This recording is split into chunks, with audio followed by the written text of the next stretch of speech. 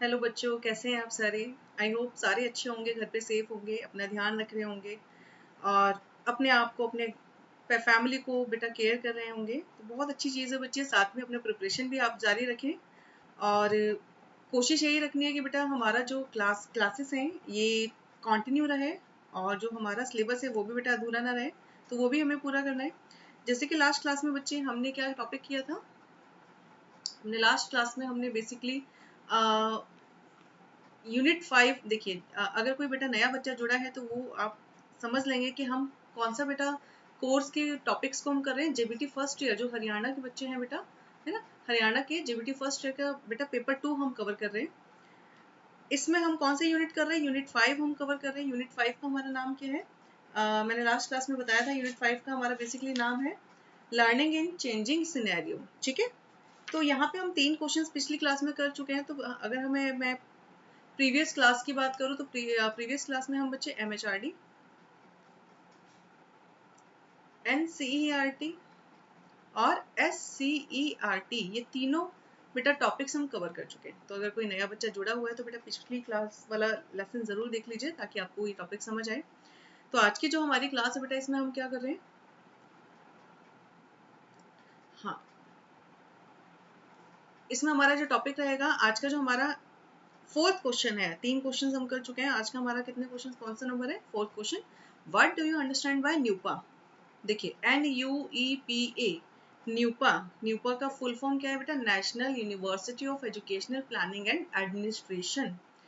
अब आप यहाँ पे हिंदी मीडियम वाले जो बच्चे हैं बेटा, सबसे पहले हिंदी मीडियम वाले बच्चों की ये पेज नंबर दिया गया है 360, एक मिनट, हिंदी मीडियम वाले बच्चों की बेटा 362 पेज नंबर पे गिवन है ये क्वेश्चन। और वहीं पे बेटा इंग्लिश मीडियम वाले जो बच्चे हैं उनकी बेटा बुक में 337, 338 यहाँ पे बेटा इस पेज नंबर पे बेटा क्वेश्चन गिवन है। तो बहुत ही इंपॉर्टेंट क्वेश्चंस हैं। और बेटा ये जितने भी हमारा जो यूनिट 5 है, मैं आपको ये बताना चाहूंगी, इस यूनिट 5 में से बेटा शॉर्ट क्वेश्चंस तो आएंगे ही आएंगे, है ना, क्योंकि सारे के सारे बेटा यहाँ पे डिपार्टमेंट पूछे हुए हैं, एजुकेशनल बॉडीज के बारे में पूछा गया है। तो आज हम करेंगे बेटा न्यूपा।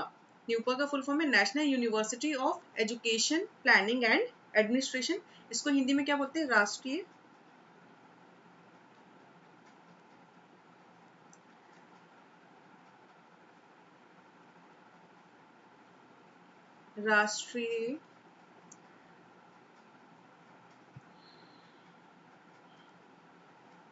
शिक्षा नियोजन एवं प्रशासन विश्वविद्यालय, विश्वविद्यालय। ठीक है बच्चे। अच्छा, जैसे कि आप सबको पता है कि इंग्लिश और हिंदी मीडियम की बुक्स में काफ़ी ज़्यादा डिफरेंसेस हैं। तो हिंदी की बुक में सीधा सीधा इसका क्या पूछा गया है कि what do you understand by NIEPA। तो कंफ्यूज होने की जरूरत नहीं है, बोथ आर सेम। बस क्या किया गया था, इसका नाम बदल के बाद में NIEPA कर दिया गया था। तो यहाँ पे मैंने लिखा हुआ है कि न्यूपा कब स्टैब्लिश हुआ था, 1962 में स्टैब्लिश हुआ था। और बेटा इसका नाम बदल के NIEPA क्या रख दिया गया, कब रखा, 1979 में इसका नाम बदल दिया गया। क्या नाम रख दिया गया था, national institute of educational planning and administration. Clear. तो ये सबसे पहले स्टार्टिंग आपको इसी तरह से करनी है। पहले बेटा उसका फुल फॉर्म, वो स्टैब्लिश कब हुआ और उसको रीनेम कब किया गया। तो national institute of educational planning administration, इसको हिंदी में क्या कहेंगे,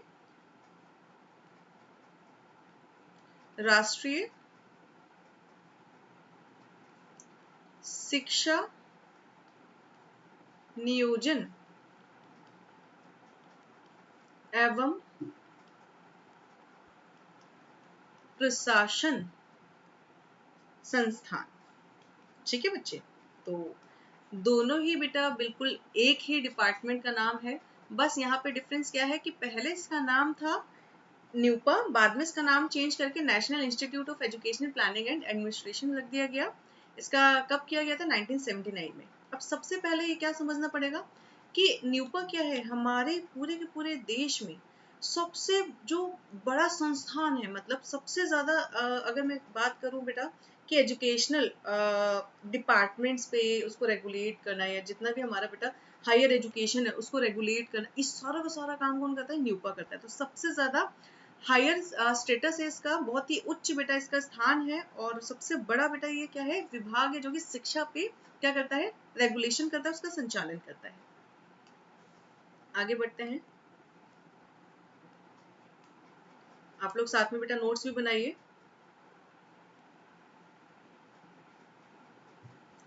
अब हम बात करते हैं बेटा इसके ऑब्जेक्टिव्स क्या हैं।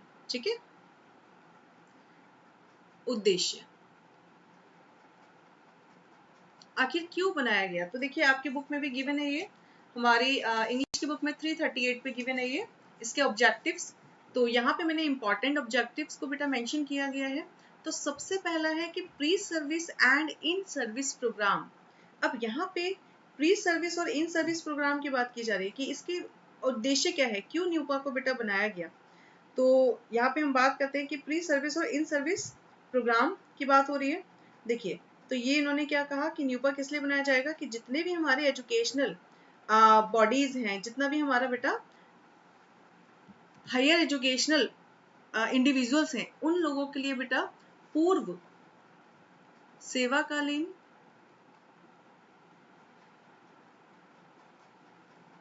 तथा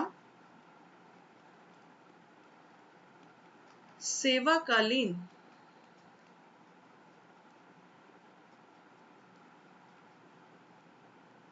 कार्यक्रम का संचालन करना। To organize pre-service and in-service training program in the area of higher education। तो उच्च संस्थान के बेटा एरिया में, उसके उच्च संस्थान में या उच्च संस्थान के बेटा शिक्षा विभाग में या शिक्षा के स्थिति में, वहां पे जितने भी हमारे शिक्षा संस्थान के बेटा वो सारे के सारे एम्प्लॉयज जो कि बेटा जॉब कर रहे हैं या फिर वो जो जॉब के लिए बेटा कोर्स कर रहे हैं, उन लोगों के लिए बेटा प्री सर्विस या इन सर्विस प्रोग्राम कंडक्ट कराया जाएगा। इसके अलावा दूसरा इनका बेटा ऑब्जेक्टिव क्या था? To organise orientation and training programs. To organise orientation and training programs किसके लिए? For teachers. तो इसे हिंदी में क्या लिखेंगे कि शिक्षकों के लिए प्रशिक्षण, है ना, प्रशिक्षण कार्यक्रमों का संचालन करना। तो पहला काम था कि भी प्री सर्विस और इन सर्विस प्रोग्राम हम कंडक्ट कराएंगे। दूसरा था कि जितने भी हमारे टीचर्स हैं उनके लिए बेटा हम क्या करेंगे?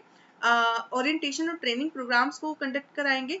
स्पेशली जो मतलब फ्रेशर हैं, जो मतलब जो एक तरीके से जो फ्रेशर है टीचर्स में, जो अभी नए नए शिक्षक बने, उन लोगों के लिए कार्यक्रम तो जरूर ही हम क्या कराएंगे? कंडक्ट कराएंगे। क्लियर? आगे हम बढ़ते हैं। इसके अलावा बेटा इन्होंने और क्या कहा कि टीचर्स के साथ साथ हम ओरिएंटेशन एंड ट्रेनिंग प्रोग्राम बच्चे हम basically university and college administration के लिए भी कंडक्ट कराएंगे। तो हम लिख सकते हैं to organise orientation and training programs and refresher courses for untrained teachers, trained teachers and for university and college administrators etc। ठीक है, तो कॉलेज के शिक्षकों या नवीन शिक्षकों के लिए इन्होंने प्रशिक्षण कार्यक्रमों को संचालित करने का इन्होंने उद्देश्य रखा। थर्ड वन हमारा क्या कहता है? To organise training conferences workshops meeting seminars etcetera for educational personal. जितने भी हमारे बेटा शैक्षिक संस्थान से जुड़े हुए व्यक्ति हैं, एम्प्लॉयज हैं, उन लोगों के लिए बेटा कॉन्फ्रेंस कंडक्ट करेंगे, वर्कशॉप्स कंडक्ट करेंगे, मीटिंग सेमिनार्स, इन सारे के सारे प्रोग्राम्स को कंडक्ट कराया जाएगा। तो यहाँ पे आपको क्या समझ आ रहा है? ये सारा का सारा किसके लिए काम कर रहा है बेटा? हायर एजुकेशन के लिए काम कर रहा है, ये कॉलेज एजुकेशन के लिए काम कर रहा है। क्लियर? ये स्कूल एजुकेशन की बात नहीं कर रहा है। ये जितना भी हम, अगर हमें न्यूपा की बात करूँ तो ये किसके लिए बनाया गया था? ये बेटा हायर एजुकेशन के लिए बनाया गया था। ठीक है, अगला है बेटा to award consultancy work to other organization individuals. मतलब बेसिकली जो भी कंसल्टेंसी वर्क है उसके लिए भी काम करता है। जितने भी हमारे ऑर्गेनाइजेशन है उनको बेटा सलाह के रूप में भी ये काम करता है। अगला है बेटा to prepare print and publish papers and books. Basically ये जो भी हमारा हायर एजुकेशन है, टीचर्स हैं, है ना, जो भी हमारे उसके लिए बेटा बुक्स पब्लिश करता है, जर्नल्स पब्लिश करता है, है ना। तो ये प्रिंट मीडिया के लिए भी काम करता है ताकि हायर एजुकेशन का जितना भी हमारा कंटेंट का काम है वो बहुत बेटर तरीके से हो पाए। अगला है to collaborate with the other agencies, institutions and organisation in India and abroad. Higher education के लिए इंडिया, भारत और भारत के अलावा बाहरी जो देश हैं उनके साथ बेटा क्या करता है, सहयोग स्थापित करता है ताकि जो हमारी शिक्षा है उसका प्रमोशन किया जा सके। तो मान लीजिए अगर बेटा हमारे देश का कोई भी बच्चा है जिसने 12th पास किया, वो हायर एजुकेशन लेना चाहता है, तो उसके लिए बेटा उसे अब्रोड जाना पड़ेगा। तो उन अब्रोड की यूनिवर्सिटीज के साथ भी कोलैबोरेट कर पाना, तो ये वर्क भी क्या करता है, न्यूपा करता है। क्लियर बच्चे। तो आज हमने क्या पढ़ा, अभी हमने न्यूपा के बेटा ऑब्जेक्टिव्स पढ़े हैं। मैंने अभी क्या बताया, न्यूपा किसके लिए है, सबसे पहले न्यूपा किस चीज के लिए बेटा, ये हायर एजुकेशन के लिए है। एक बिल्कुल बेसिक पॉइंट में अगर आपको बताऊं, इसका नाम चेंज कर दिया गया था। क्या नाम रख दिया गया था, NIEPA। तो पहले इसका नाम था राष्ट्रीय शिक्षा नियोजन एवं प्रशासन विश्वविद्यालय, बाद में इसका राष्ट्रीय शिक्षा नियोजन एवं प्रशासन संस्थान रख दिया गया। ये किस चीज के लिए काम करता है, हायर एजुकेशन के लिए काम करता है। ये इन सर्विस और प्री सर्विस प्रोग्राम कंडक्ट कराता है, जितने भी लेक्चरर्स हैं, टीचर्स हैं जो भी हायर एजुकेशन से रिलेटेड है।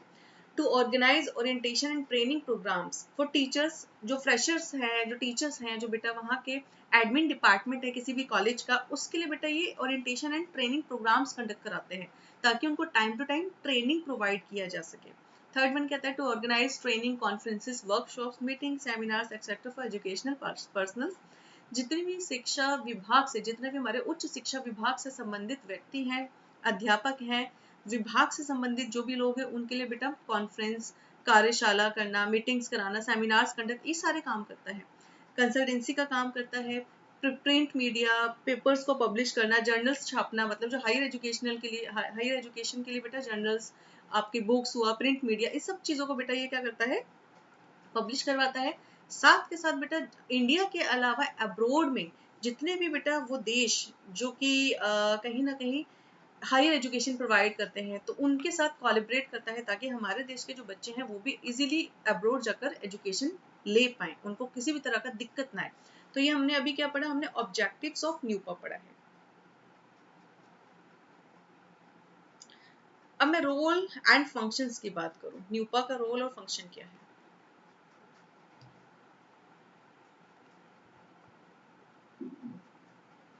ठीक है, भूमिका एवं इसके कार्य, भूमिका एवं कार्य। देखिए आपकी बुक में दिया होगा ये, पेज नंबर 339 पे दिया हुआ है बेटा, इंग्लिश मीडियम की बुक में। इंग्लिश मीडियम की बुक में 339 पे गिवन है बेटा ये। अच्छा, जो हिंदी मीडियम वाले बच्चे हैं बेटा, ध्यान से मुझे सुने और बेटा नोट्स बनाएं।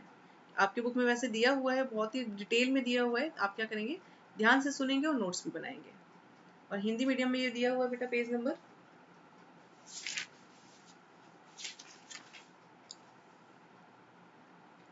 363 पे।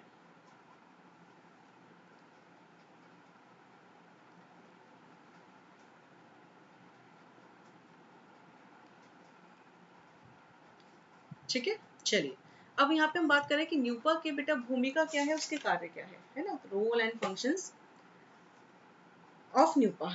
जैसे कि अभी तक मैंने आपको ऑब्जेक्टिव्स बताया बेटा, आपके ऑब्जेक्टिव्स भी गिवन है आपकी बुक में, हिंदी मीडियम की बुक में बेटा ये दिया हुआ है ऑब्जेक्टिव्स, आपके पेज नंबर 362 एंड 363 पे दिया हुआ है। ठीक है, बहुत ज्यादा दिए हुए हैं, अराउंड 10 दिए हुए हैं, तो आप उसमें से 7 कर सकते हो, 6 कर सकते हो, इनफ रहेगा। ठीक है ना। तो इसमें वही सब दिया हुआ बेटा, शैक्षिक सेवाकालीन प्रशिक्षण आदि सब वही लिखा हुआ है जो मैंने आपको यहाँ पे बेटा वर्बली बताया है और शॉर्ट में लिखा हुआ है, सब कुछ यही लिखा हुआ है, बस थोड़ा सा उसे एलाबरेट किया हुआ है। तो आप क्या करेंगे, जो ये जो मैंने आपको बेटा हेडिंग्स करके आपको समझाया है, इसको आप अपने वर्ड्स में इलाबरेट भी कर सकते हैं, तो आपको जो आंसर है बेटा थोड़ा सा लेंथी दिखेगा। अब मैं बात करती हूँ role and functions of NUEPA. अब न्यूपा के बेटा कार्य क्या है, रोल एंड फंक्शंस, मतलब एजुकेशनल फील्ड में इसकी भूमिका क्या है और ये फंक्शन क्या करता है।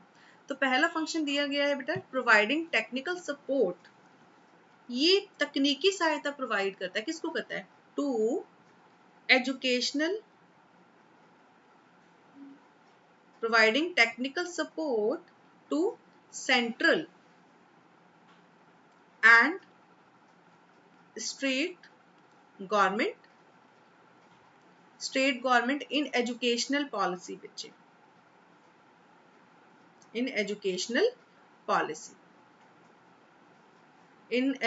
Policy and planning. हिंदी में लिख लीजिए बच्चे कि केंद्रीय तथा राज्य सरकार को शैक्षिक योजना तथा नीतियों में तकनीकी सहायता प्रदान करता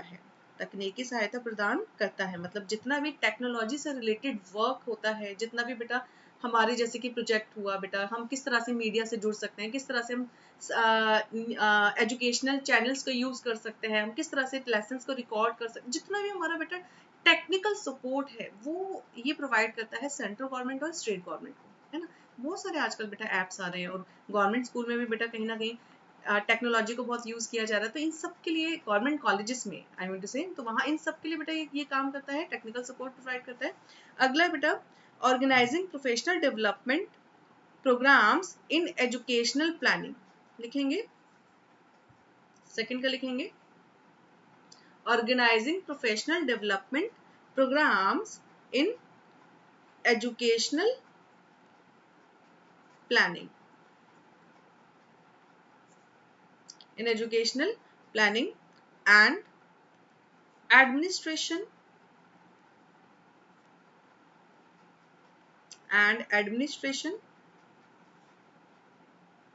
of the country।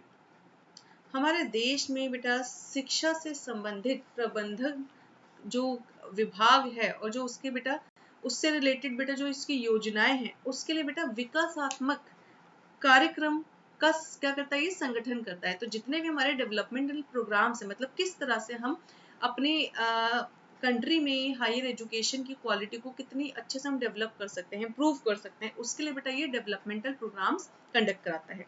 Third one is बेटा कंडक्टिंग रिसर्च। थर्ड में हम लिखेंगे conducting research in all aspects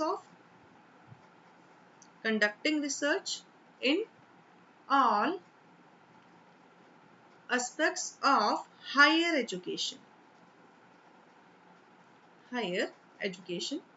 उच्च शिक्षा के क्षेत्र में अनुसंधानात्मक कार्य करता है। मतलब जितना भी हमारा हायर एजुकेशन है उसके लिए बेटा रिसर्च करता है। रिसर्च क्यों करता है कि हम अपनी हायर एजुकेशन को और किस तरह से बेटर बना पाए और उसमें कितना ज्यादा हम इम्प्रूवमेंट कर पाए, इसलिए बेटा ये क्या करता है, रिसर्च प्रोग्राम भी कंडक्ट कराता है। ठीक है, तो पहला हमने क्या किया, टेक्निकल सपोर्ट प्रोवाइड करता है, डेवलपमेंटल प्रोग्राम्स कंडक्ट कराता है। थर्ड वन इज रिसर्च करता है सारे के सारे एजुकेशनल एरियाज में, हायर एजुकेशनल एरियाज में। फोर्थ वन हमारा क्या है, एडवाइजरी सर्विसेज प्रोवाइड करता है। एडवाइजरी मतलब सलाह के रूप में काम करता है। तो लिख सकते हैं बेटा ये क्या है, एडवाइजरी सर्विसेज प्रोवाइड करता है to national and international agencies, to national and international educational, national and international educational organisation. ये राष्ट्रीय और अंतरराष्ट्रीय शैक्षिक संगठन के लिए सलाहकार के रूप में कार्य करता है ना। तो सलाह संबंधी क्या करता है बेटा, ये सेवा भी प्रोवाइड करता है। एंड अगला है बेटा डेवलपिंग एक्सपर्टाइज। ये एक्सपर्टाइज का मतलब क्या है, स्किल्स डेवलप करता है एम्प्लॉयज की, है ना। एक्सपर्टाइज मतलब उसको कैपेबल बनाता है किसी एक फील्ड में, उसमें प्रोफिशिएंसी लाता है, किसमें, एम्प्लॉयज में, टीचर्स में। तो ये कहीं ना कहीं कौशल का भी विकास करता है, स्किल्स को भी डेवलप करता है। तो ये कहीं ना कहीं कौशल भी विकसित करता है। ठीक है, अब मैं इसको थोड़ा सा शॉर्ट में समझा देती हूँ। हम न्यूपा के बारे में पढ़ रहे हैं। न्यूपा को रीनेम कर दिया गया था, उसका दोबारा से नाम बदल के क्या रख दिया गया था, NIPA। ठीक है, ये क्या किस फील्ड के लिए काम करता है बेटा, ये हायर एजुकेशन के लिए काम करता है, उच्च शिक्षा के लिए काम करता है। ये विभाग हमारे देश में बेसिकली बहुत ही उच्च विभाग माना जाता है, जो उच्च शिक्षा के लिए बहुत ज़्यादा काम करता है। आपको नाम से समझ आ रहा होगा, यहाँ पे यूनिवर्सिटी, यहाँ पे इंस्टीट्यूशन है, तो हायर एजुकेशन की बात करता है। ये बेटा टेक्निकल सपोर्ट प्रोवाइड करता है, किसको? स्टेट लेवल पे और सेंट्रल लेवल पे। इसके अलावा बेटा pre service, in service programme conduct कराता है, सेमिनार्स, वर्कशॉप्स, है ना, ये सब कंडक्ट कराता है टीचर्स के लिए, एडमिन डिपार्टमेंट के लिए। तो मैंने अभी आपको शॉर्ट में बेटा न्यूपा के बारे में समझा दिया है, शॉर्ट क्वेश्चन आ सकता है इसके ऊपर।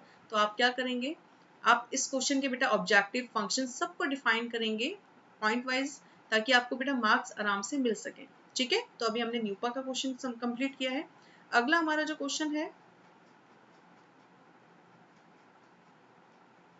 अगला क्वेश्चन है right a short note on CCRT।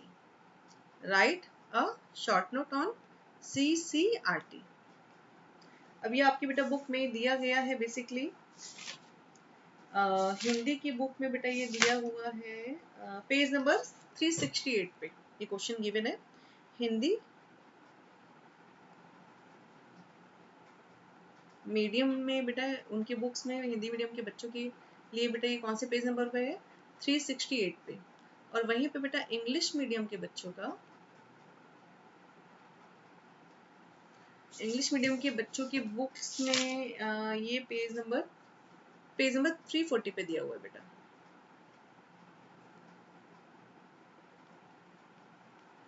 ठीक है, मैं आपको साथ में पेज नंबर भी बता रही हूँ ताकि आपको क्वेश्चन ढूंढने में मुश्किल ना हो।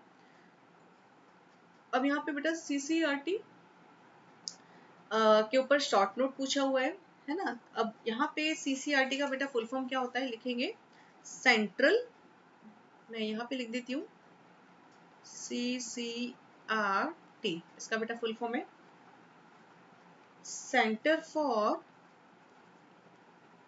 Cultural resources and training. बेटा इसको हिंदी में क्या लिखेंगे, हिंदी में इसको बोलते हैं सांस्कृतिक, हिंदी में लिखेंगे इसका मतलब CCRT को हिंदी में बोलते हैं बेटा सांस्कृतिक। नाम से इस पूरे क्वेश्चन को आप समझ सकते हैं, सांस्कृतिक संसाधनों तथा प्रशिक्षण के लिए केंद्र। नाम से समझ आ रहा है, ये कल्चर की बात कर रहा है, जो हमारे हेरिटेज है, जो हमारा बेटा कल्चरल, जो हमारा बेटा जितना भी कल्चरल से रिलेटेड जो भी बेटा हमारे बिल्डिंग्स हैं, हमारे सोर्सेस हैं, उनकी बात कर रहा है। तो जो CCRT क्या काम करता है, एजुकेशन में कल्चर को प्रमोट करता है। तो कल्चर को प्रमोट करने का मतलब क्या हुआ कि हम बच्चे को बेटा फील्ड ट्रिप पे लेके जाते हैं, म्यूजियम हुआ है ना, अलग अलग बेटा जैसे कि लाल किला हुआ, कुतुब मीनार हुआ, तो इसका बेटा साथ में इसके जितने भी कंटेंट है उसको बेटा एजुकेशन से जोड़ना, ताकि जो हमारे स्टूडेंट्स हैं उनको हमारे संस्कृति के बारे में उसको ज्ञान हो पाए। तो ये कौन इसकी देखभाल करता है, उसको कौन मतलब टेक केयर करता है, वो CCRT करता है, कल्चर को एजुकेशन से जोड़ता है। ये स्टैब्लिश कब किया गया था? 1979 में श्रीमती कमला देवी ने और डॉक्टर कपिल ने। और ये किसको सपोर्ट करने के लिए बनाया गया? To support cultural education. तो अगर आपसे पूछा जाए कि भाई इस पे नोट लिखिए, तो इसका मेन बेटा इसको बनाया क्यों गया, इसके पीछे एक मोटिव था कि टू सपोर्ट कल्चरल एजुकेशन, कि सांस्कृतिक शिक्षा की सहायता के लिए, उसको सहायक बनाने के लिए इसको बेटा स्थापित किया गया, सांस्कृतिक शिक्षा। इसका हेडक्वार्टर कहाँ है बेटा? न्यू दिल्ली में है, नई दिल्ली में। इसके रीजनल सेंटर्स कहाँ है बेटा? उदयपुर, हैदराबाद और गुवाहाटी। यहाँ पे बेटा रीजनल सेंटर्स हैं। गुवाहाटी आपका ईस्ट में हो गया है ना। तो ये सारे आपके रीजनल सेंटर्स हैं जो कि बेटा ये कल्चर से रिलेटेड काम करते हैं। यहाँ पे देखिए लिखा हुआ है कि CCRT is one of the premier institute working in the field of linking education with culture. ये वो संस्थान है जो शिक्षा को, जैसे कि मैंने अभी आपको बताया कि ये शिक्षा को किसके साथ जोड़ता है? संस्कृति के साथ जोड़ता है। तो संस्कृति का मतलब क्या हुआ? हमारी NCERT की बुक्स में जब हम बच्चों को बेटा हिस्ट्री पढ़ाते हैं, ज्योग्राफी पढ़ाते हैं, तो कहीं ना कहीं हम कल्चर की बात करते हैं। हिस्ट्री में बेटा रेड फोर्ट हुआ, म्यूजियम हुआ, गांधी का म्यूजियम, गांधी जी का म्यूजियम, रेल म्यूजियम, इन सब चीजों को जोड़ पाना, ये कौन काम करता है? सीसीईआरटी काम करता है। ठीक है ना बच्चे? तो यहाँ पे बेटा हिंदी मीडियम वाले बच्चे भी लिखेंगे कि सीसीईआरटी का बेटा जो स्थापना थी सन 1979 में हुई। किसने की थी? श्रीमती कमला देवी और डॉक्टर कपिल ने बेटा की थी। इसकी शुरुआत किस वजह से की गई? शिक्षक, हम लिख सकते हैं इसकी शुरुआत किस वजह से की गई? बेसिकली शिक्षा में संस्कृति को बढ़ावा देने के लिए की गई थी। शिक्षा में संस्कृति को बढ़ावा देने के लिए की गई थी। आपकी बुक में लिखा हुआ है कि सांस्कृतिक संसाधनों तथा प्रशिक्षण के लिए एक संस्थान है ये, कहीं ना कहीं, और ये किसके अंडर है बेटा? ये इसका अगर मैं बात करूं, पेरेंट ऑर्गेनाइजेशन कौन है? एमएचआरडी। ठीक है, मानव आपका भारत सरकार की संस्कृति मतलब मंत्रालय के अधीन आता है। एमएचआरडी भी इसको बेटा देख रेख करता है। कल्चरल डिपार्टमेंट भी इसका बेटा डायरेक्शन देता है इसको। इंडियन कल्चरल डिपार्टमेंट भी बेटा इसको डायरेक्शन प्रोवाइड करता है। इसके रीजनल बेटा हिंदी में लिखेंगे। क्षेत्रीय केंद्र कहाँ पर है सीसीईआरटी के? उदयपुर, हैदराबाद, गुवाहाटी। सीसीईआरटी क्या काम करता है? शिक्षा को संस्कृति के साथ जोड़ता है। शिक्षा को संस्कृति के साथ जोड़ता है। ठीक है, आगे बढ़ते हैं।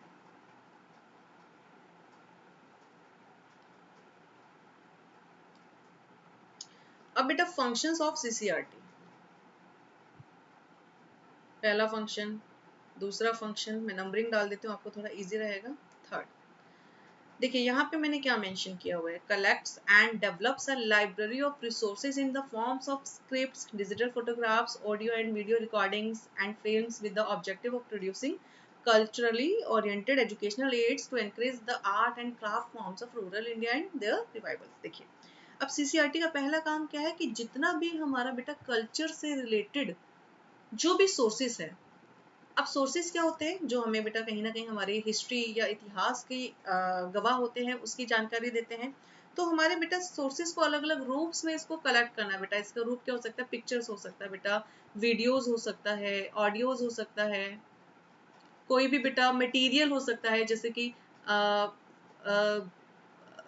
मान लेते हैं कहीं पे किसी का ड्रेस कैसा है, किसी स्टेट में किस तरह का बेटा पहनावा है ना, ड्रेसिंग क्या है और क्या भोजन करते हैं। तो इन सब के लिए बेटा एक रिकॉर्ड बनाना, डॉक्यूमेंट्री बनाना, ताकि बच्चे को कल्चर से रिलेटेड एजुकेशनल नॉलेज प्रोवाइड की जाए। तो ये सारे के सारे काम करता है सीसीआरटी।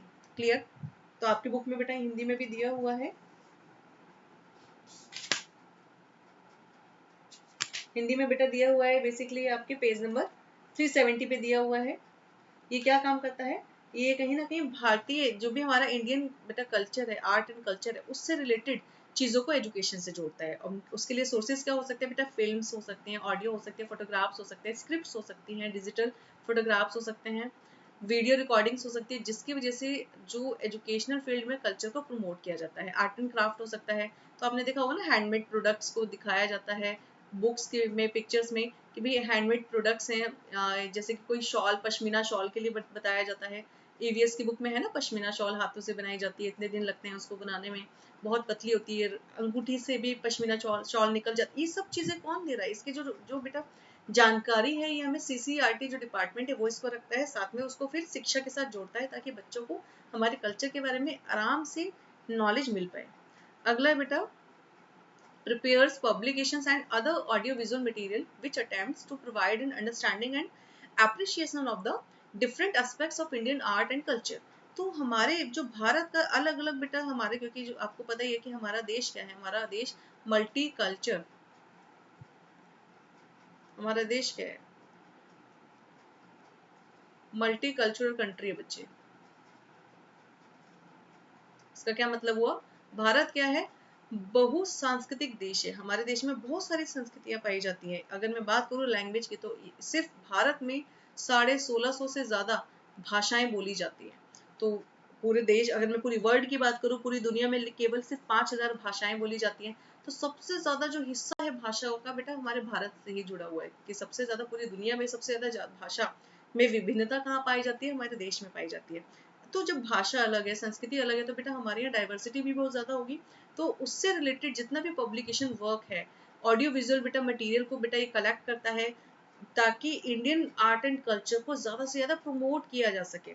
हमारे यहाँ पे बहुत सारे बेटा ट्राइबल कम्युनिटी हैं, है ना, ट्राइबल कम्युनिटी हैं, बहुत सारे बेटा हमारे यहाँ आदिवासी माइनॉरिटीज़, बहुत सारी बेटा कम्युनिटी हैं जिससे पूरा देश बना हुआ है, तो उनके कल्चर को प्रमोट करना, किसी भी हाल में उन्हें पीछे ना छोड़ना, है ना। तो आपने देखा होगा मधु में ही पेंटिंग के बारे में सुना होगा, तो जो सीटेड वाले बच्चे उन्होंने जरूर पढ़ा होगा इसके बारे में, है ना।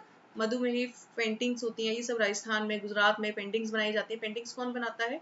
ये ट्राइबल कम्युनिटी बनाता है। ये सब बेटा बुक्स में मेंशन किया गया था कि बच्चे ट्राइबल कम्युनिटी के बारे में भी समझ पाए। तो ये सारी काम कौन करता है? ये सीसीआरटी काम करता है।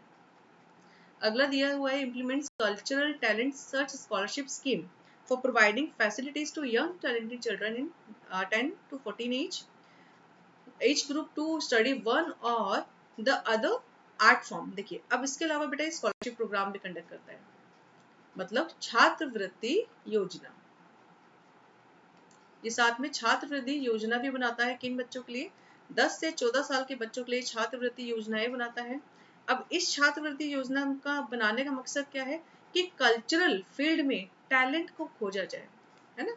तो ये जो कल्चरल टैलेंट है उसको खोजते हैं बच्चों में, और उसको बेटा मोटिवेट करने के लिए, है ना, उनको उन बच्चों को और ज्यादा मोटिवेट करने के लिए, आगे बढ़ाने के लिए उनको स्कॉलरशिप प्रोग्राम भी ये लोग रखते हैं। ठीक है, तो अभी तक हमने 3 फंक्शन पढ़े। पहला है कि जितना भी हमारा लाइब्रेरी ऑफ रिसोर्सेज को कलेक्ट करते हैं वो बेटा किसी भी फॉर्म में हो सकती है, स्क्रिप्ट हो सकती है, डिजिटल फोटोग्राफ्स हो सकते हैं, ऑडियो एंड वीडियो रिकॉर्डिंग्स हो सकती है, फिल्म्स हो सकते हैं, ताकि आर्ट एंड कल्चर जो भी है उसको हमारा शिक्षा के साथ जोड़ा जाए। तो बेटा फोटोग्राफ्स जो आप बेटा अपनी एनसीईआरटी की बुक्स में देखते हो, वो सब बेटा यही कलेक्ट करके बेटा डिपार्टमेंट्स को देते हैं, ताकि उसको बेटा प्रमोट कर सकें और उसपे किसी और का कॉपीराइट भी ना हो। होता है ना कि हम किसी और की इमेज को नहीं लगा सकते, कॉपीराइट का इश्यू हो जाता है, तो सारे के सारे ये काम करता है। अगला बेटा prepares publication and other audio visual material. जितना भी बेटा पब्लिकेशन वर्क होता है, ऑडियो विजुअल मटेरियल है, उसको कलेक्ट करते हैं और इंडियन आर्ट और कल्चर को और ज्यादा बेटा अप्रिशिएट करने के लिए जितना भी हमारा मल्टी कल्चरल एस्पेक्ट्स है उसको एजुकेशन के साथ जोड़ते हैं। थर्ड वन कहता है कि कल्चरल फील्ड में जो टैलेंट है उसको सर्च करते हैं, और उन 10 से 14 साल की एज में इसको सर्च करते हैं, उन बच्चों को स्कॉलरशिप प्रोग्राम प्रोवाइड किया जाता है, उनके लिए स्कॉलरशिप प्रोग्राम कंडक्ट किया गया है। ठीक है बच्चे, तो अभी हमने बेटा सीसीआरटी किया, अभी आगे हम इसके और फंक्शंस को डिस्कस करते हैं। आप बेटा अपनी बुक्स के नोट्स को भी पढ़ सकते हो, वो भी अच्छे दिए हुए हैं। साथ में बेटा अगर आपको लगता है कि ये थोड़ा सा इजी लैंग्वेज में है तो इसको, क्योंकि ये वाले जो बेटा नोट्स हैं थोड़ा सा इसका लैंग्वेज मैंने इजी बनाए हुए हैं, तो मुझे लगता है कि आपको इजी हो जाएगा। थोड़ा सा इसको जूम कर देती हूँ।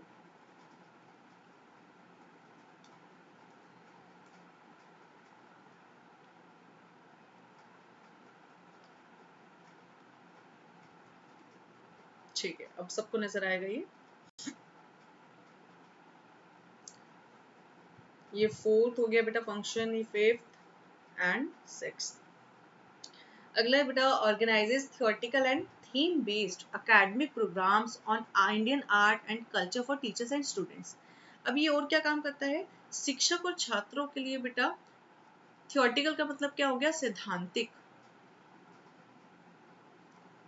है ना। सिद्धांतिक मतलब किताबें, मैगजीन्स हुआ, पत्रिकाएं हुआ, उनके द्वारा शैक्षिक कार्यक्रमों को बेटा हमारे भारत की कला और संस्कृति से जोड़ता है। और ये बेटा किसके लिए जोड़ा जाता है? टीचर्स और स्टूडेंट्स के लिए। थ्योरेटिकल का मतलब क्या हुआ? जिसमें आपको बेटा मेन थ्योरेटिकल एस्पेक्ट्स को पढ़ना पड़ेगा, जिसमें कंटेंट होगा, विषय वस्तु होगा, जिसको आपको पढ़ना पड़ेगा, देखना पड़ेगा, उसको हम थ्योरेटिकल एस्पेक्ट कहते हैं।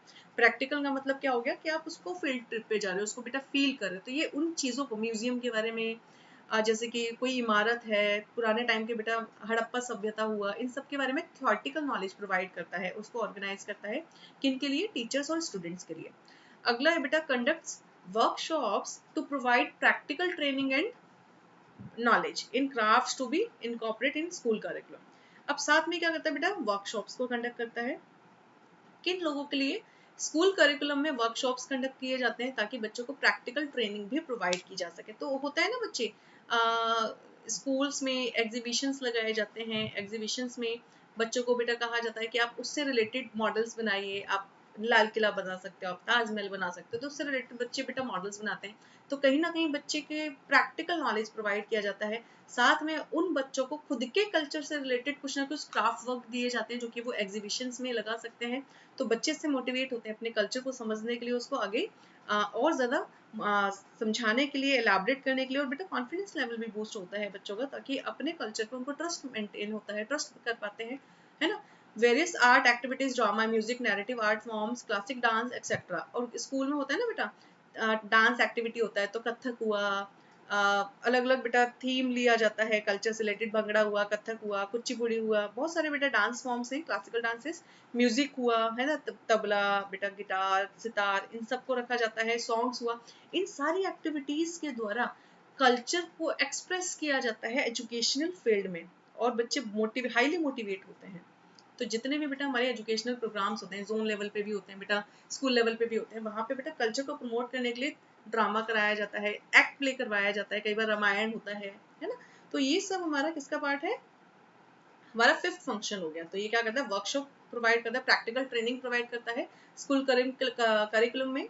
साथ में बेटा आर्ट एक्टिविटीज करवाता है, ड्रामा हुआ, म्यूजिक हुआ, नैरेटिव्स हुआ, आर्ट्स हुआ। आप अगर बेटा रेगुलर कॉलेज से पढ़े हुए हैं तो रेगुलर कॉलेज में भी इससे रिलेटेड बेटा, कॉलेजेस में भी बेटा एक्टिविटीज होती हैं, जैसे कि रंगोली कॉम्पिटिशन हुआ, बहुत होता है रंगोली कंपटीशन, दिवाली पे होता है।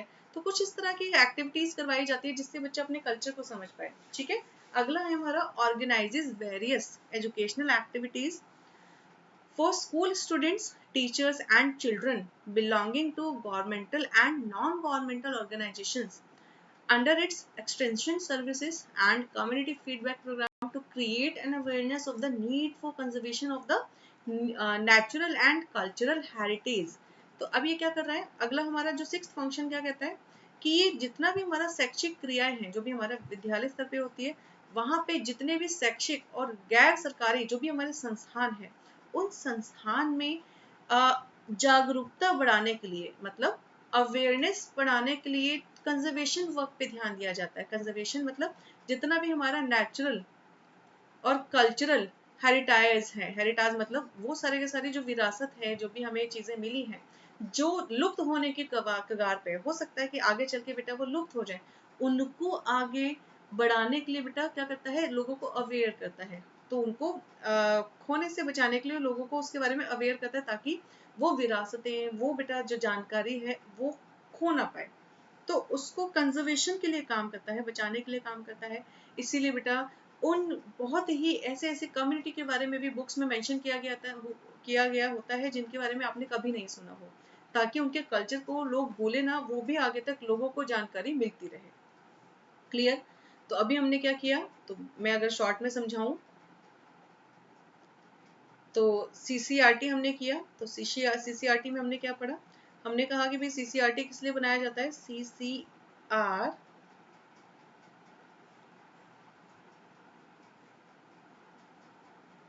सीसीआरटी क्या काम करता है, कल्चर को एजुकेशन के साथ जोड़ता है, ताकि बच्चों को भारत का जितना भी डाइवर्सिटी है कल्चर का, उसका नॉलेज मिल पाए। तो जितना भी कल्चर ऑफ इंडिया है बेटा, इंडियन कल्चर है ना, इसके जो हमारा मल्टी कल्चरल कंट्री है उसके बारे में बच्चों को अवेयर कराया जा सके। इसीलिए इस डिपार्टमेंट को बनाया गया है जो कि शिक्षा के साथ कल्चर को जोड़ता है, और बच्चों को शिक्षा में उनकी बेटा जो भी उनका सिलेबस है उसमें बेटा कल्चर के बारे में बच्चों को ज्यादा से ज्यादा अवेयर कराया जाता है। इसके लिए अलग अलग एक्टिविटीज कंडक्ट कराता है, ड्रामा हुआ बेटा, थीम हुआ, एक्ट प्ले हुआ, डांस हुआ, म्यूजिक हुआ, है ना, इन सारी एक्टिविटीज को कंडक्ट कराता है ताकि बच्चे अपने कल्चर को एक्सप्रेस भी कर पाए और उसके लिए बेटा कॉन्फिडेंट हो पाए, है ना। चलिए आगे अगला क्वेश्चन हम करते हैं। अगला क्वेश्चन है बेटा डाइट, आपने जरूर नाम सुना होगा।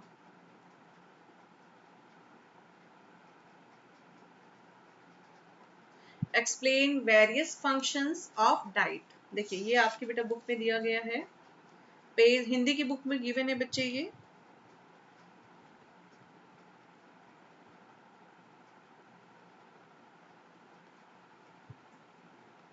पेज नंबर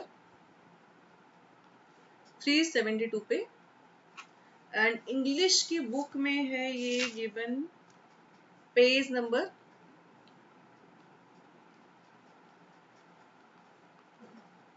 इंग्लिश मीडियम की बुक में गिवन है पेज नंबर 343। ठीक है बच्चे, मैंने आपको पेजेस बता दिए हैं, आप इसमें क्वेश्चंस को आप सर्च कर सकते हैं। चलिए अब हम बात करते हैं डाइट। बेसिकली डाइट जो जितने भी हमारा बेटा डाइट है, इसका फुल फॉर्म क्या होता है? District institution of educational and training. ये स्टैब्लिश कब हुआ था? 1990 में, 1990 में। और बेसिकली डाइट जो इंस्टीट्यूशंस हैं, इसको बनवाने के पीछे किसका प्लानिंग था बेटा? जो 1986 का पॉलिसी आया था, जो नेशनल प्रोग्राम भी जिसको कहा जाता है, उसकी वजह से डाइट जो भी इंस्टीट्यूशंस हैं इनको बनाया गया। इन्होंने कहा कि हर जिले में, हमारे भारत के जितने भी जिले हैं, अधिक अधिक से अधिक स्तर पर डाइट संस्थानों को खोला जाए। डाइट संस्थान क्या काम करते हैं बेटा? ये pre service and in service programmes conduct कराते हैं, टीचर ट्रेनिंग प्रोग्राम्स। अब टीचर ट्रेनिंग प्रोग्राम्स मतलब देखिए, आपने दिल्ली में डाइट सुना होगा, तो दिल्ली में डाइट जो है बेटा, ये एससीईआरटी से एफिलेटेड होते हैं डाइट इंस्टीट्यूशंस। ये क्या प्रोवाइड करते हैं बेटा? ये टीचर ट्रेनिंग कोर्सेज प्रोवाइड करते हैं। तो जो हमारा 2 साल का जूनियर टीचर ट्रेनिंग प्रोग्राम होता है, वो कौन से संस्थान देते हैं बेटा? वो डाइट देते हैं। ये स्टैब्लिश कब हुआ था? सन 1990 में। इसका मेन काम क्या था? क्यों इसको शुरू किया जाए? तो इन्होंने कहा कि इसका जो मेन उद्देश्य है, it's aim to improve the basic education system and confidence of teachers through regular training programmes. इन्होंने कहा कि जो शिक्षा, बुनियादी शिक्षा व्यवस्था तथा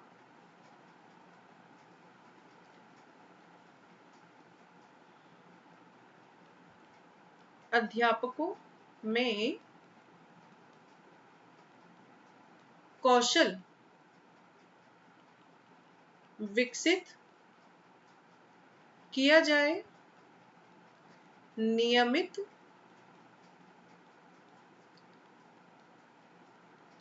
प्रशिक्षण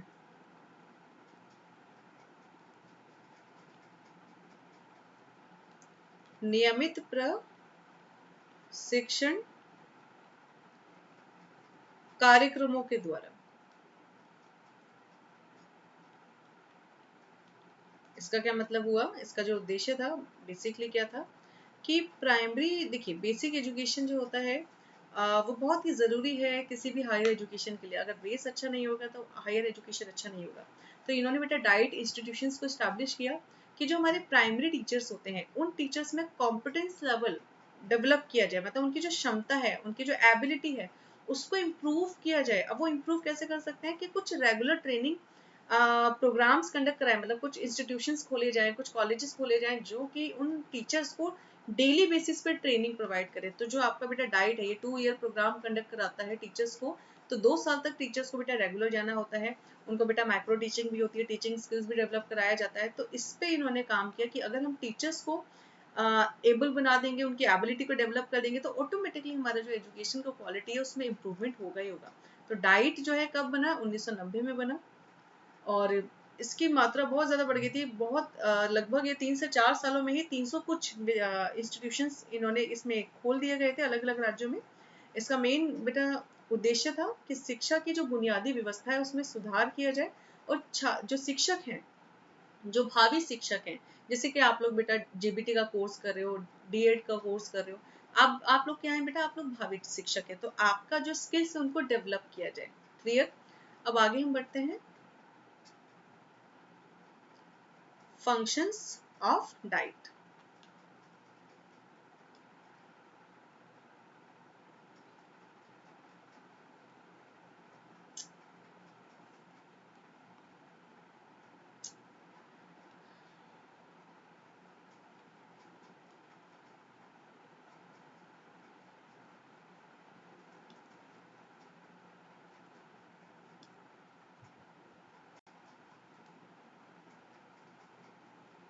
एक मिनट, थोड़ा सा जूम कर दूं, थोड़ा सा टेढ़ा मेढ़ा हो रहा है।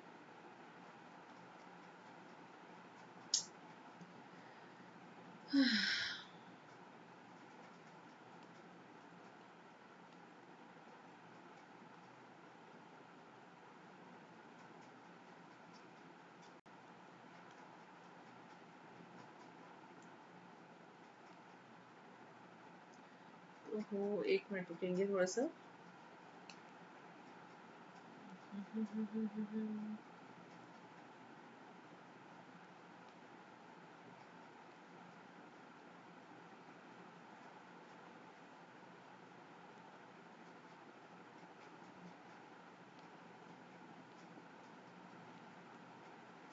अब ठीक है, अब सबको दिखाई देगा। मैं इसको थोड़ा सा हटा देती हूँ ताकि आपको ये दिखाई दे।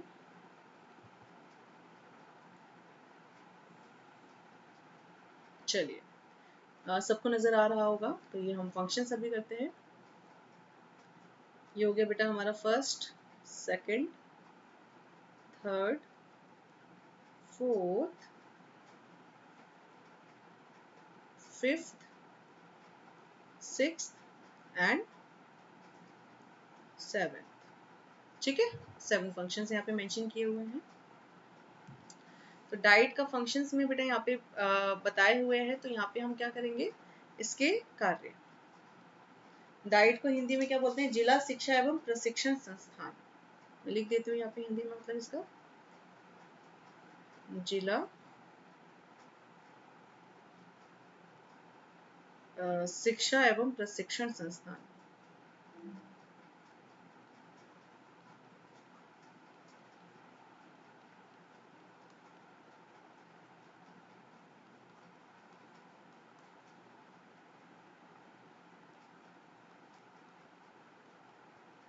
ठीक है, चलिए तो यहाँ पे हम बेटा डाइट के फंक्शंस की बात करें तो पहला फंक्शन सेम वही है कि to provide leadership in innovative pre service या pre service teacher training program. तो ये क्या काम कराता है, ये कौन से बेटा सर्विसेज प्रोवाइड कराता है, pre service pre school teacher training programme conduct कराता है। मतलब जो भी जूनियर लेवल, मतलब जो हमारे प्राइमरी टीचर्स होते हैं, जो हमारे बेटा नर्सरी टीचर्स होते हैं, उनको ये बेटा जो है टीचर ट्रेनिंग प्रोवाइड कराता है।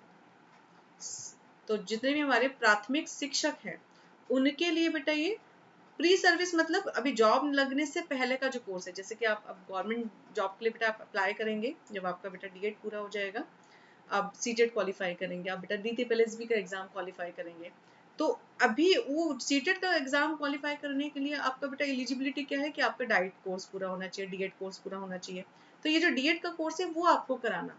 तो ये कौन काम कराता है बेटा, डाइट इंस्टीट्यूशन डाइट कोर्स करवाते हैं। अगला है to contribute to development of quality learning materials for pre school education.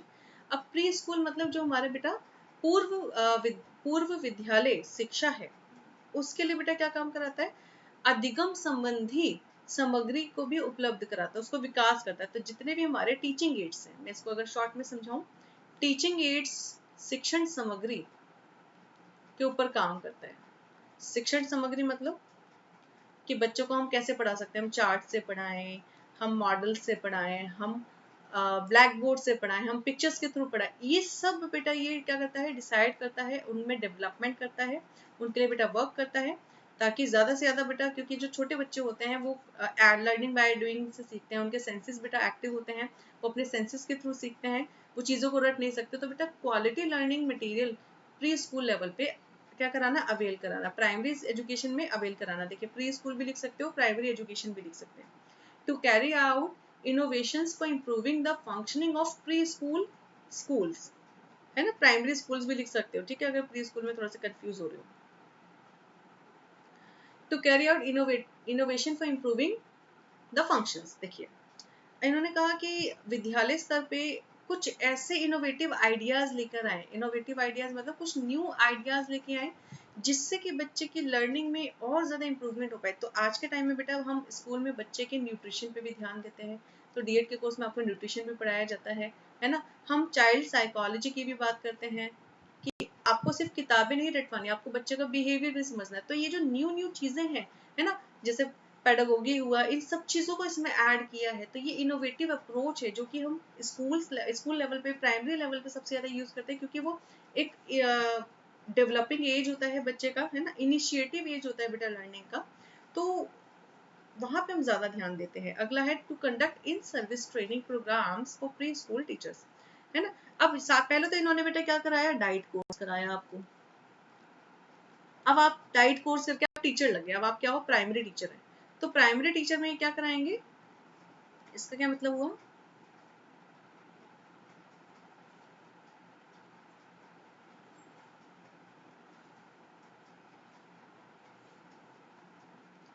यहाँ पे आपने डाइट का कोर्स, इन्होंने बेटा डाइट कोर्स करवाया, अब आपकी जॉब लग गई, अब आप प्राइमरी टीचर्स बन गए हो, आप सारे क्या हो, प्राइमरी टीचर्स हैं। तो आप एक बार टीचर लग गए हो तो क्या आप में इम्प्रूवमेंट नहीं होगी, तो आपका बेटा टाइम टू टाइम आपकी स्किल्स को क्या किया जाएगा, डेवलप किया जाएगा, आपके कॉम्पिटेंस लेवल में इम्प्रूवमेंट किया जाएगा। तो उसके लिए बेटा इन सर्विस ट्रेनिंग प्रोग्राम भी कंडक्ट कराया जाता है। जैसे ही न्यू टेक्नोलॉजी आती है तो जो टीचर्स हैं, जो इन सर्विस, जो जॉब कर रहे होते हैं, उनको भी ये ट्रेनिंग प्रोवाइड करते हैं। तो ये साथ में क्या काम करता है, प्री सर्विस प्रोग्राम भी कंडक्ट कराता है, ट्रेनिंग प्रोग्राम, और इन सर्विस ट्रेनिंग प्रोग्राम भी कंडक्ट कराता है। अगला बेटा एम्पेरिकल स्टडीज करता है, ताकि प्री स्कूल में इम्प्रूवमेंट हो पाए। एम्पेरिकल स्टडी, एम्पेरिकल का मतलब होता है बेटा एक्सपीरियंशियल। एक्सपीरियंशियल का मतलब क्या है कि हमने पहले क्या किया और उससे हमने क्या क्या कमियों को ढूंढा है, अब हम इन कमियों को दूर करने के लिए और नई नई चीजों को क्या ऐड कर सकते हैं। तो एम्पेरिकल स्टडीज का मतलब क्या हुआ कि पुराने जो हमारे एक्सपीरियंसेस हैं उनको हम क्या करेंगे, स्टडी करेंगे, ताकि हम अपने जो प्री स्कूल या प्राइमरी स्कूल लेवल पे इम्प्रूवमेंट कर पाए।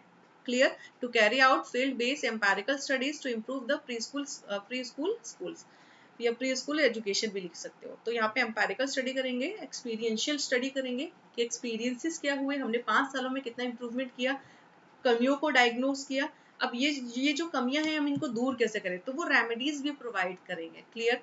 अगला है बेटा टू ट्रेन, टू ट्रेन क्या लिखा हुआ है, मैं थोड़ा सा इसको रब कर देती हूँ, हाँ, to train functionaries of non government organisation volunteers, जो भी हमारे बेटा गैर सरकारी संगठन हैं और या फिर उनके बेटा जो भी हमारे वॉलंटियर्स हैं, उनके भी कामों को क्या करना, उनको भी ट्रेनिंग प्रोवाइड करना। तो बेटा ये क्या काम करते हैं, जितने भी प्राइवेट स्कूल्स हैं, है ना, जितने भी बेटा हमारे नॉन गवर्नमेंट बॉडीज हैं, उनको भी ये ट्रेनिंग प्रोवाइड करते हैं। साथ में बेटा एडमिन का काम हुआ, टीचर्स का काम हुआ, इसके लिए भी क्या करते हैं, ट्रेनिंग प्रोवाइड करते हैं, जो कि गवर्नमेंट ऑर्गेनाइजेशन के अंदर नहीं आते, गैर सरकारी हैं या फिर पूरी तरह से निजी है, वहां पे भी ये कहीं ना कहीं क्या करते हैं, ट्रेनिंग प्रोवाइड कराते हैं। अगला है बेटा to provide support to district authorities in implementing quality pre school education. साथ में बेटा जो डिस्ट्रिक्ट अथॉरिटी है, मतलब जिला जो अधिकारी हैं, जो आपके बेटा जिले के जो अध्यक्ष हैं, उनको बेटा सहायता प्रदान करता है, ताकि पूर्व विद्यालय की शिक्षा में क्या हो पाए, सुधार हो पाए। तो जो भी प्लानिंग बनाई है डाइट ने या उसके बेटा उच्च संस्थानों ने, वो इम्प्लीमेंट हो रहे हैं या नहीं, उसके लिए सपोर्ट प्रोवाइड करता है किसको, जिला के अध्यक्षों को, जिला के जो बेटा अधिकारी हैं उनको।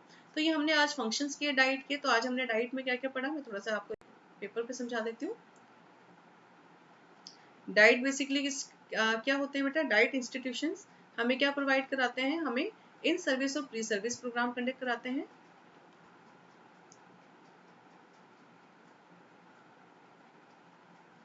चलिए, वो थोड़ा सा हैंग हो रहा है, मैं दोबारा ओपन करने की कोशिश करती हूँ, ठीक है।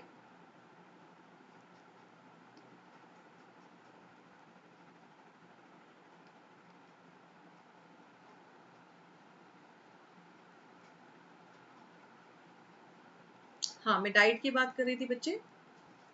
डाइट में हमने क्या किया, बेसिकली 1990 में बेटा ये शुरू हुए। डिस्ट्रिक्ट लेवल पे बेटा ये किस लिए बनाया गया, इसको pre service and in service teacher training programmes conduct करते हैं। मतलब ये आपको टीचर्स का कोर्स कराते हैं, और साथ में जब आप टीचर्स बन जाते हैं, गवर्नमेंट जॉब में आ जाते हैं, उसके साथ साथ आपको बेटा आपके सेमिनार्स होते हैं, आप में बेटा इम्प्रूवमेंट के लिए भी ये काम करता है। Diet institutions basically primary education पे उसकी क्वालिटी इंप्रूवमेंट करने के लिए काम करता है, टीचर्स की कॉम्पिटेंस लेवल में डेवलपमेंट करता है, इंप्रूवमेंट करता है, उनके स्किल्स को डेवलप करता है। तो ये बेसिक बेटा फंक्शन है किसका, आपके डाइट का।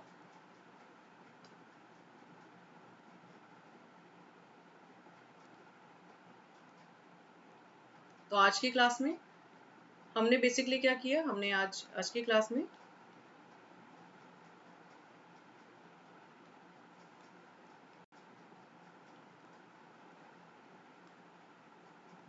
हमने बेटा न्यूपा किया, न्यूपा का टॉपिक किया, देखिए ये लिखा हुआ है। ठीक है, आगे हम बढ़ते हैं। इसके बेटा ऑब्जेक्टिव्स को पढ़ा, आगे हम बढ़ते हैं। इसके रोल एंड फंक्शंस को पढ़ा। सीसीआरटी का अगला क्वेश्चन हमने बेटा कवर किया था, फंक्शंस पढ़े थे सीसीआरटी के। और आज हमने डाइट के बारे में बेटा टॉपिक कंप्लीट किया है। तो आज हमने बेसिकली 3 क्वेश्चंस हमने कंप्लीट किए हैं। अभी आपकी बेटा यूनिट थोड़ी सी बड़ी है, मुझे लगा था कि छोटी होगी, बट मैंने कल देखा तो बहुत ही इसमें क्वेश्चंस दिए हुए हैं। तो नेक्स्ट क्लास में बच्चे हम NCTE, मैं आपको मेंशन कर देती हूँ, हम जो टॉपिक्स करेंगे NCTE। इसके अलावा NCTE हो गया हमारा NCF 2005, बहुत ही डिटेल्ड में है ये। NCF 2009 ये टीचर्स एजुकेशन के लिए आया था। तो ये 3 क्वेश्चन ही हम कर पाएंगे। तो नेक्स्ट क्लास में बेटा हम इन 3 क्वेश्चंस को कवर करेंगे। चलिए, तो नेक्स्ट क्लास में मिलते हैं। अपना ध्यान रखिए और सेफ रहिए, सुरक्षित रहिए, अपना और अपनी फैमिली का ध्यान रखिए। ठीक है, और साथ में बेटा प्रिपरेशन करते रहिए, एग्जाम्स कभी भी हो सकते हैं, तो आलस नहीं दिखाना। ठीक है, आपको अच्छे से तैयारी करनी है, तो आप बेटा पढ़ते रहिए ताकि आपकी अच्छे से प्रिपरेशन हो पाए। चलिए बच्चे, अपना ध्यान रखिए। Thank you so much.